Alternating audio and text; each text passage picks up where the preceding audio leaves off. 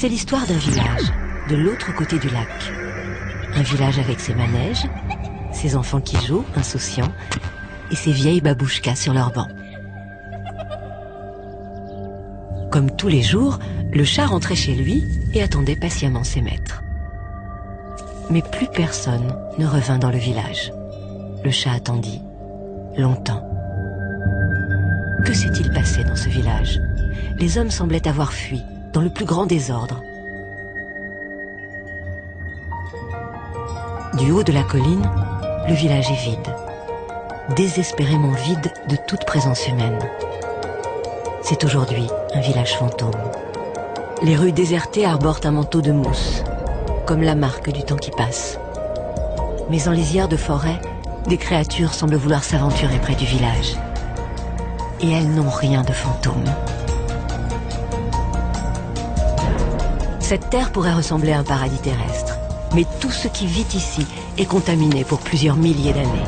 Chaque animal, chaque végétal porte la marque encore invisible de la plus grande catastrophe nucléaire civile qu'ait jamais connue l'humanité. Tchernobyl. Le 26 avril 1986, le réacteur de la centrale nucléaire explose. Plus de 370 000 personnes sont évacuées de la zone d'exclusion de 30 km autour du réacteur. Les niveaux de radioactivité y sont tels que l'homme ne pourra habiter cette cité abandonnée avant des siècles, voire des millénaires.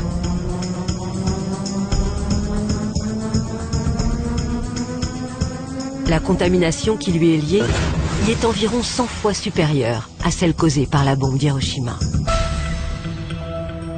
Quelques photos jaunies témoignent de la vie d'un passé révolu, juste avant l'accident.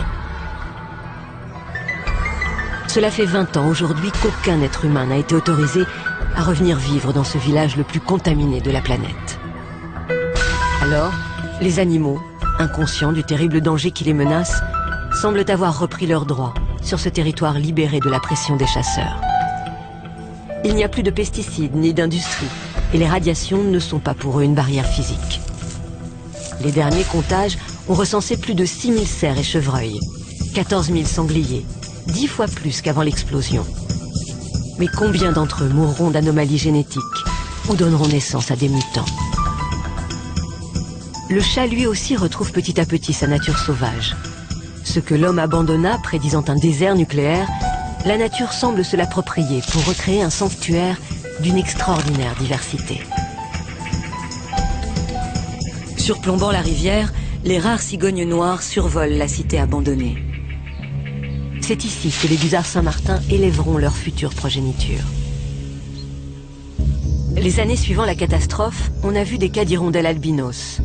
Mais il est très rare d'observer dans la nature des mutations d'animaux sauvages.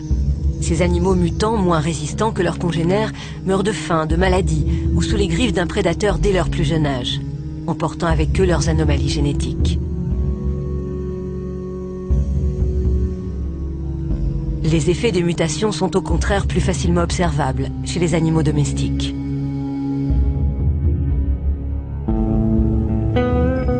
En lisière de forêt, le chat voit apparaître ses nouveaux voisins. L'ours brun, autrefois absent de cette région, ne se serait jamais aventuré aussi près d'un village. Mais plus personne n'est là pour le chasser. L'homme est parti, laissant cet espace libre. Deux jeunes frères l'ont bien compris et ne s'en privent pas. Ils s'en donnent à cœur joie pour découvrir leur nouveau territoire de jeu.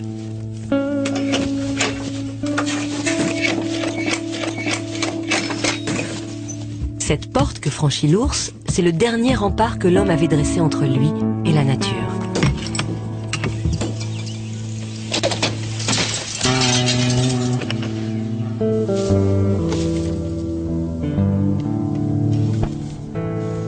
Dans la surprenante beauté des terres irradiées de Tchernobyl, le cheval de Przewalski, le dernier cheval sauvage au monde, est de retour sur ces terres.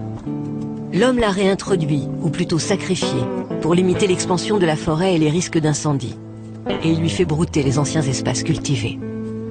Les fumées d'un feu de forêt contaminé risqueraient de propager des éléments radioactifs au-delà des zones interdites. Un matin, le loup lui aussi décide de surmonter sa peur des hommes. Il a senti l'odeur du chat et ne met pas longtemps à repérer sa trace. Le chat, qui a vécu si longtemps sans prédateur, n'a plus sa place. Il doit fuir.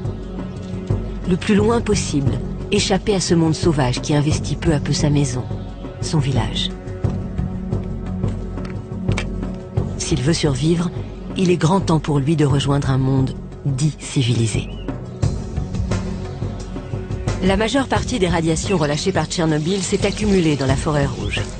Elle porte ce nom car les particules ont pénétré au cœur des arbres, tuant tous les pins de la forêt. C'est aujourd'hui devenu une réserve radioactive. Tout ce qui vit ici est contaminé sur plusieurs générations.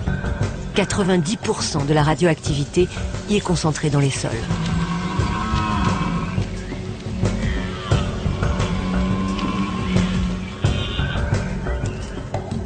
L'hiver est arrivé plus tôt que prévu. Désormais, la vie sauvage a pris possession du village, plus vraiment fantôme.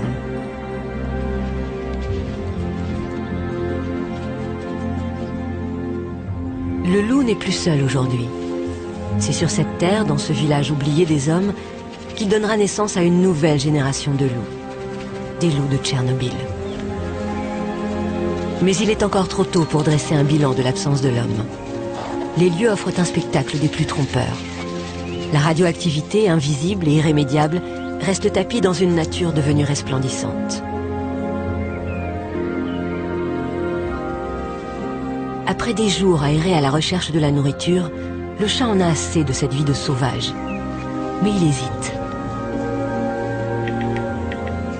Pourquoi quitter un monde où il a vécu, survécu durant tant d'années? Et que va-t-il trouver derrière cette barrière? Au-delà, c'est le monde des hommes. Le chat, après avoir échappé à tant de prédateurs, regagnera sûrement son qualificatif de domestique. Cette maison ressemble à celle qu'il a quittée, à un détail près. L'histoire de ce village nous a raconté comment la nature peut reprendre ses droits, là où l'homme aurait pu la détruire. Mais il est encore trop tôt pour dire ce que sera demain la biodiversité dans ces territoires contaminés.